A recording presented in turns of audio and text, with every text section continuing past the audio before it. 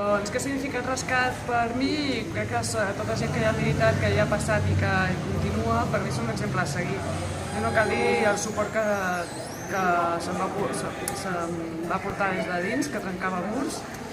Més enllà d'això, estàvem des dels inicis del 2001 que estàvem en un estat terrorista policíac increïble, amb una pressió molt gran, i durant tots aquests anys s'ha demostrat com han aplicat l'efecte xiclet, en el qual qualsevol persona propera a nosaltres era considerada possible terrorista i se'ls podien aplicar càrrecs, com ja bé coneixeu els casos dels bastoners, se'ns detenia també advocats, i tota la gent que ha mantingut el compromís de lluita són un exemple a seguir.